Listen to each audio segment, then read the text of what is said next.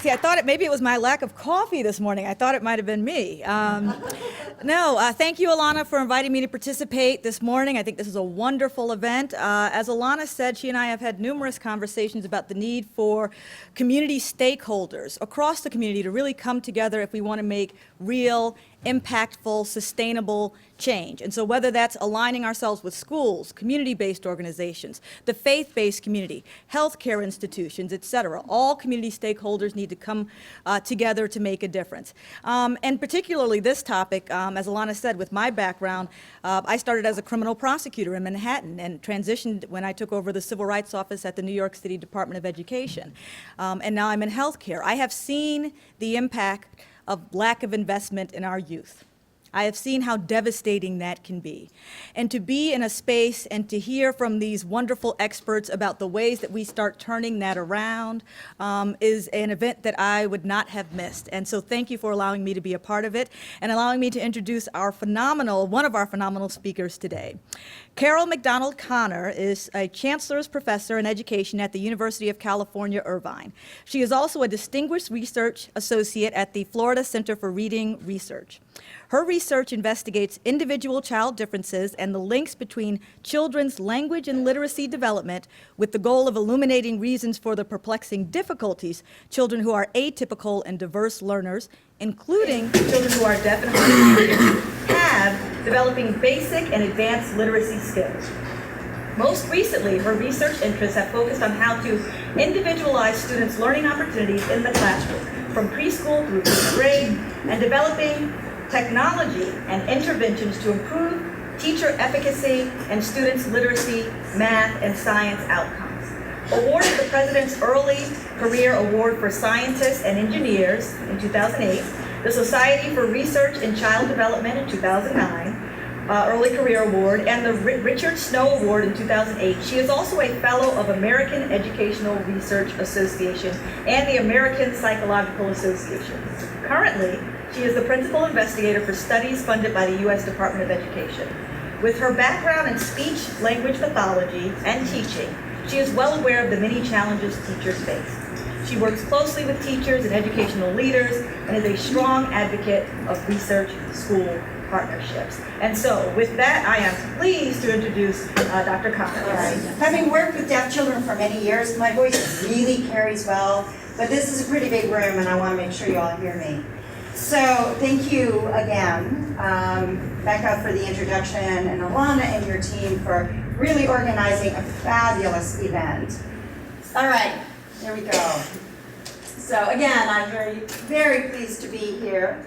And today I'm going to talk about individual differences and how schools and communities can work together to really make sure that every child who enters school gets the kinds of learning opportunities they need to succeed.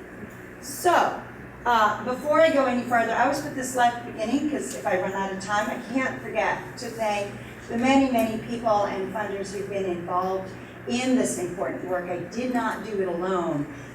So when I say we, I really mean it. And that includes all the great teachers, principals, and community members who've been part of this work. All right, and I'm just going to give a plug. This is a great book. It was part of the Extraordinary Brain series of the International Dyslexia Association, and it's about research to practice to research, talking about an iterative cycle. I had the privilege of being one of the editors on this book, and all the proceeds go right back to the Dyslexia Foundation. But if we're really interested in building these research to practice connections, this book is a great start. Too many children are not reading proficiently, and we also know the terrible things that happen to children who can't read very well. They're more likely to go to prison, they're more likely to become teen parents, they're likely to spend their life underemployed. And we as a society and community can't afford that. So, but one of the reasons that we can actually do something about is they don't get the amounts and types of instruction they need consistently to learn how to read proficiently and to maintain those proficient skills. So, One of the reasons for this is what we call child by instruction interaction. That is that the type of, the effect of instruction depends on children's constellations of skills and aptitudes. Now that is, of course, part of their home environment, their community environment, their health. There are many, many things that make children different. And we still have an obligation to make sure each and every one of them get the most important learning opportunities that are effective for them. So these child by instruction interactions, I'm going to talk more about them, and I'm going to show you what I mean when I say that. But I also want to point out that schools can't do this alone, right? And I think Mecca put it very, very well. It's not just after school, although that's really important. It's not just the home environment or the early learning opportunities, but it's health, it's the resources in the community and the resources in the schools, the laws that we pass and the policies that we implement. All of these are part of the solution to really making sure every child succeeds. All right, so let's think about individual differences. How do we figure out what it is that children need? Well, one of the best ways to do this is to have really good assessments. So, is to have really good assessments. And we all need summative assessments. We need to know where kids are at the end of the year. But the assessments that come back 3 months after they're administered, or they come back, well after the school year is over, those aren't going to be what helps teachers make instructional decisions or helps the community understand that this child needs a little bit more in the after-school program. What we need are good assessments, but even more, we need teachers who know how to use them. And the research shows that many teachers find it very difficult to use assessment results. Part of it's the problem with the assessments. Part of it is they just don't get enough support and training in how to use assessments. I talk about this notion of standards of practice versus idiosyncratic practice. Teachers are professionals and they know what they're doing. But if they aren't given the resources to maintain high levels of standards of practice, then we get the situation where the teacher closes the classroom door and just does what she wants, or he does what he wants. And that's fine if this is an effective teacher. But we have a lot of inexperienced teachers who are out there for the first time, and this kind of isolation can be very difficult for them. And they may not be as effective as they might be. Again, the community has a role to play in this. So we want to support schools in their use of evidence-based practices and in making sure their teachers and principals and other school professionals get the support and training they need. All right. So let's talk, just a really quick lesson. I'm probably preaching to the choir here, but I can't resist, just in case. So what does it take to read proficiently? We have tons of great research, a lot of it by Susan Newman, who's sitting here, and Ralph, who's contributed a lot. So you're going to be hearing more from some of the foremost scholars in our nation. But it takes fluent decoding.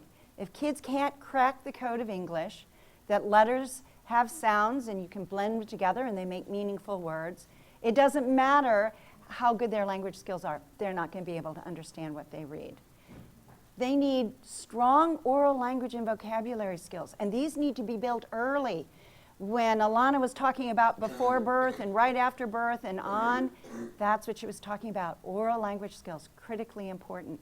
And then kids have to know stuff, right? They have to know about the zoo animals and economics and the government and science, or they're not going to be able to make the kinds of inferences they need to be making while they're reading. So how does this work? Well, what does that say? Quick, fast, come on, fluent decoding. Okay, so this is the International Phonetic Alphabet, right? So if you've ever studied linguistics or a speech-language pathologist, there you go. Okay, now quick, read this. What does this say, right? So it says, I can read this, can you? But it does it in a different script. you don't know the letter-sound relation, you couldn't understand what that was supposed to be saying. Okay, let's do this one. Outside in the garden, over the dinner tables, the 3 objects Skimgour had given them were passed from hand to hand. Everybody exclaimed over the deluminator and the tales of Beetle the Bard and lamented the fact that Skimgour had refused to pass on the sword. But none of them could offer any suggestion as to why Dumbledore would have left Harry an old snitch. All right. What did you do when you came to a word you didn't know? Think about it. You probably weren't even conscious that you actually looked longer at that word. And like deluminator, if you hadn't read Harry Potter, you probably still figured out the word, right? Because you know luminous, and then you put a D, and you know that means not or removing. The deluminator, right? That's what Dumbledore held up, and it sucked all the light out of the streetlights. All right, but what about context, right? Do you know who Harry is? Who's Harry? Harry Potter, right? But if you'd never read the Harry Potter books, you wouldn't know who Harry Potter was. All right, how about Skimgour? Okay, I have to confess, I didn't know this when I found the passage. I had to go back and look back in the book, right? How about a deluminator? We talked about that. So what's happening in this scene? Do you know? Okay, well, spoiler alert. I'm going to give you one little piece of information. So if you haven't read Harry Potter, just cover your ears. But Dumbledore is dead, yes, and they're reading the will, which is why they're passing around all of Dumbledore's possessions. And Harry Potter and the Deathly Hallows, and Skimgour is the Minister of Magic. All right, so that was pretty tough, even for people who are really good readers, because unless you love Harry Potter, you really just didn't have enough context to make a sense of a lot of what was going on. All right, so what do we do with this, right? So there's key skills kids have to have. They have to be able to code. They have to have strong oral language skills and vocabulary skills. And they have to know stuff. They have to have read widely. They need to, if I'd put a science passage up there and you didn't know science, you wouldn't have been able to understand it any better than Harry Potter, right? And so because they have very different skills, then each of them really needs their own unique profile of literacy instruction if they're going to learn to read proficiently. And this is critically important, I'll argue, in preschool, but certainly by kindergarten and right through 3rd grade and then beyond. So I'm going to talk a little bit about how we did that, right? Because this was really important. How do we make sure every kid in the classroom gets what they need in way of instruction? And so what we call the Individualizing Student Instruction Program, or ISI. And the key part of ISI is the technology we've developed called Assessment to Instruction. And it does just what the name says. It has it's a technology tool to help teachers use the assessment results to provide different amounts and types of instruction for kids depending on their profile of skills. And we call it A2I for short. So the A2I technology is a critical piece of ISI, but so is teacher professional development and support. And we do workshops, we have communities of practice or professional learning communities, and then we have in-classroom support. And that's what we've provided, and teachers are able to do this. And if you doubt it, I'll show you a videotape, but not today. You can catch me after the meeting. Because it does actually have to happen in the classroom. And one of the things we've just introduced is because summer drop-off, especially for kids who go to high poverty schools, is a real problem. We have a new summer app specifically designed to maintain or even improve reading skills over the summer that parents, summer camps, libraries can use. It's a very simplified version of the software I'm going to show you today. All right. So we're talking about amounts and types of instruction. Well, there's 4 types of instruction. There's what we call code-focused, right? that fluent decoding. If I taught you the Sanskrit alphabet and the sound symbol relationship for Sanskrit, no problem, you would have been able to read that text, right? It would have taken you a little time to get it automatic, but you would have been able to do it. What it would take to do that is code-focused instruction. And then we have meaning-focused instruction, that's building children's oral language skills, teaching them how to attach meaning to text, how to use text strategies that, stories have a beginning, middle, and an end. Or if you're reading an argumentative piece, that there's opposite opinions and you use compare and contrast. These are very automatic for us, but not for kids. And so they need systematic, explicit instruction in meaning-focused just as much as they need it for code-focused. Then we have teacher-child managed. That's where the teacher is actively interacting with children. Now, teacher-child managed instruction can be very child-focused. So if a child is interested in science and growing crystals, and the teacher finds a book about crystals for this child and they work together to read it and decode it, that's very child-centered, but in this scheme, it's still a teacher-child managed activity. And then we have child peer managed activities. And those are where children are working independently. Phonics worksheets, really good for kids who are struggling with decoding, not so good for kids who already know how to read. Or they're reading independently, or they're writing in the journal, or they're doing buddy reading. Writer's Workshop is a really good example of child peer managed, oops, not what I meant to do, of peer assisted learning opportunities. So what happens then is across these two dimensions, any evidence-based literacy activity falls into one of the four quadrants. So we have teacher-child managed code-focused, so the teacher working on phonological awareness, phonics, spelling, word and sentence fluency. Teacher-child managed meaning focus, that's the vocabulary comprehension, discussions. So if the teacher's having this great discussion, the kids are talking back and forth, that would be a teacher-child managed meaning-focused activity. And then these are exactly the same, except the kids are doing it without adult support. And the minute that, and we consider computers, any kind of activity the child does on the computer, child managed. Any questions about these four types of instruction? Because if you have questions, then the rest of my presentation isn't going to make sense. Why do you say phonics worksheets aren't so good for reading? So I'll show you when I get to the classroom view. In our research, we do very detailed classroom observations. And what we found is in these classrooms where all the kids were doing lots of phonics worksheets, the kids with weak decoding skills made really good gains, but the kids with strong decoding skills actually made much weaker gains because we were wasting their time, right? That's why you've got to think about what is the constellation of skills. Is the child actually working on those activities that are going to really move their skills forward? And we don't want to waste their time or the teacher's time. Any other questions? Okay. All right. So here's an example of child by instruction interaction. Oops. So here's the child's spring decoding score. Here's child managed meaning focused minutes of instruction a day, anywhere from 16 minutes a day to 37 minutes a day. A lot of sustained independent silent reading.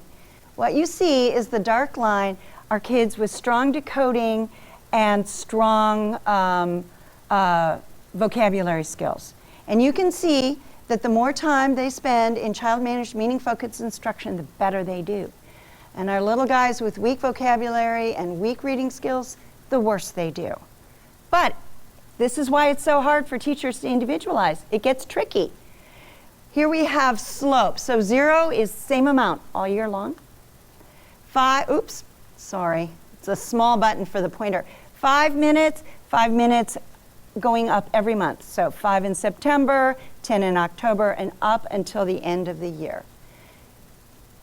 What you see is for the strong readers and strong vocabulary skill kids, high amounts of sustained independent silent reading all year long, great.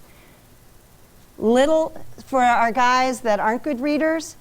In fact, the sustained independent silent reading and writing is really important for them. but they have to start out with small amounts in the fall and then increase as their reading skills improve. And then that's a worthwhile. So what do we do about that? That's really tricky for teachers to understand. So we developed what we call dynamic forecasting intervention algorithms that will actually take a target outcome for kids. We want them at grade level or a year's worth of growth by the end of the year. And we take where they start in their vocabulary, their decoding, and their comprehension, and the algorithms compute the recommended amounts for each of those 4 types of instruction, right? It's kind of like what meteorologists do to predict the path of hurricanes. And here's an example of teacher-child managed code-focused instruction across the 4 grades. And if we look at first grade, a typical first grader reading at a first grade level at the beginning of the year needs about 15 minutes of teacher-child managed code-focused instruction. But if we look at a second grader that's reading at a first grade level, they need exponentially more, almost 25 minutes a day.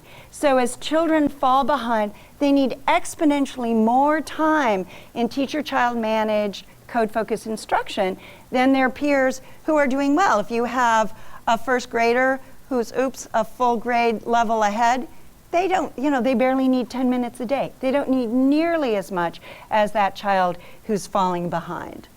Here's an example of third grade. For our English learners, that red line, those are kids with weak vocabulary skills.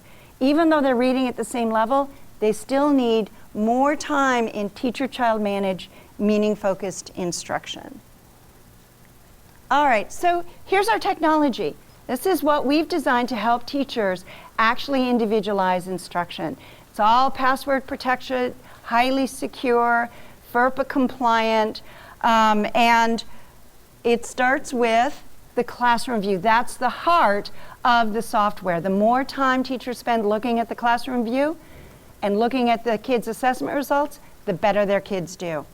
So what we see is, so these are not real kid names. Britt Dune is not a first grader, but these are real child scores. What I did is I just substituted in fake names for real child scores.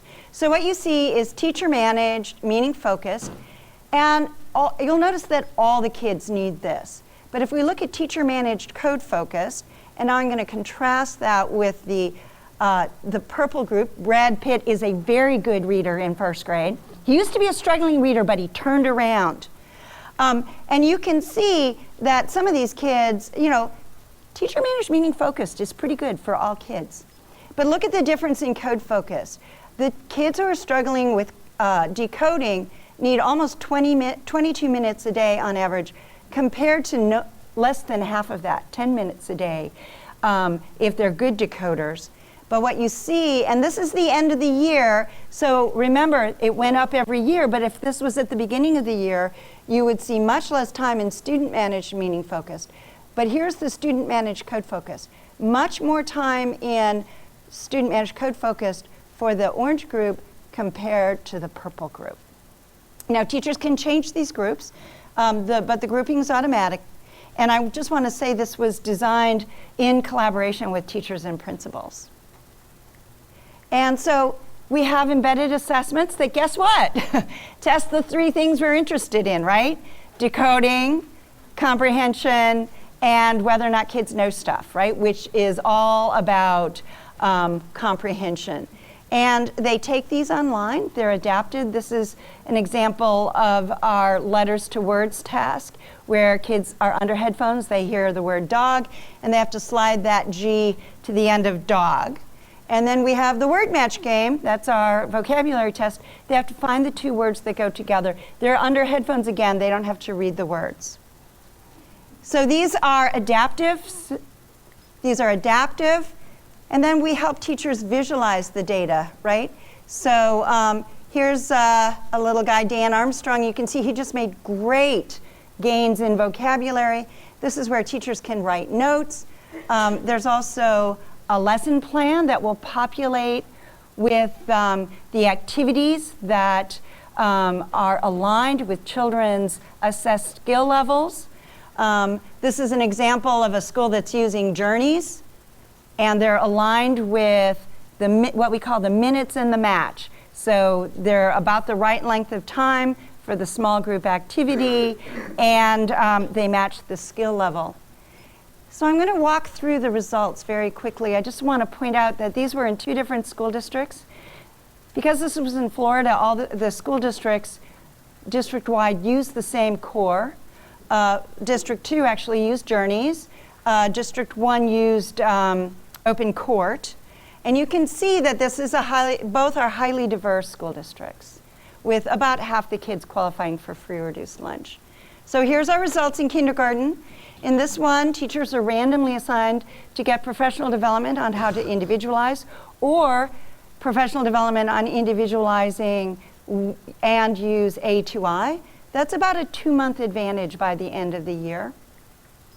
First grade, same thing, about a 2-month advantage, both in comprehension and in letter word decoding. And in 3rd grade, this is on the Gates-McGinnity. The teachers are randomly assigned to learn how to teach vocabulary or ISI with A2I. And you can see, again, that's about a 2-month advantage in reading comprehension, and both groups did really well in vocabulary. We were happy about that. All right, but what happens? We've talked a lot, you're going to hear more on fade out and reading by 3rd grade. For my money, here are our most important findings. What we did is we recruited 1st graders and their teachers, and we followed them into 2nd and then to 3rd. And we randomly assigned their teachers to either do ISI with A2I or to do the same thing but with math. And the professional development was exactly the same. Keep in mind, all the teachers are using exactly the same curriculum in reading, and I'm not going to talk about the math today. And we had the individual grade effects, but here's the important finding, and I'm going to walk you through this graph. So right here, we have a reading Z-score, and 0 is end of 1st grade on grade level. So what we see is between first, so blue is control, red is treatment, and what we see is 1st grade, we get that same 2-month advantage, but look what happens by the end of 2nd grade. We've now pulled together ahead about half a grade level. So these kids are reading at about, their end of 2nd grade, just a little below a 3rd grade level, not bad. These kids are reading at almost a 4th grade level.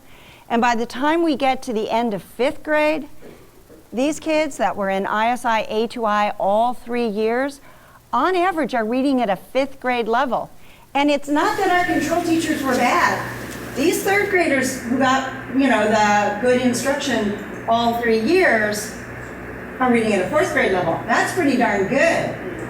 What's very interesting is of this group, only 6% had standard scores below 90, and none were falling into the needs intervention range, compared with 22% of the kids in the control groups. Now these more modeled, those are kids who got ISI, HY for fewer years. And you can see more is better, but it's not good enough to really get that full grade level advantage. And using the software can help us close the achievement gap. All right, so let me close out here and just share some thoughts. And I'm hoping set it up for the rest of the day.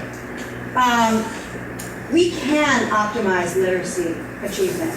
We can take kids attending high poverty schools and get them reading a full grade level above expectations. It can be done. This was done by regular classroom teachers. These weren't specially trained professionals. So we can do it. And yes, the teachers have a lot of support. We were there every step of the way. But the teachers also said having the technology really helped them understand what they needed to do with their kids. And one of the things to think about is the treatment and control teachers had the same resources, right? A2I doesn't ask you to change resources. This isn't some special magic curriculum. They were using the same curriculum. It made using the existing materials more effective. And that's what we need to think about. Schools invest a lot of money. Let's not chuck out all these great resources. Let's focus on using them more effectively. And then I'm going to toss two questions into the audience. How do we bring evidence-based practices into the classroom where we need them? And how can communities support this effort? All right. So we're going to switch mics. And I can take questions while we're switching the mics. All right. Thank you.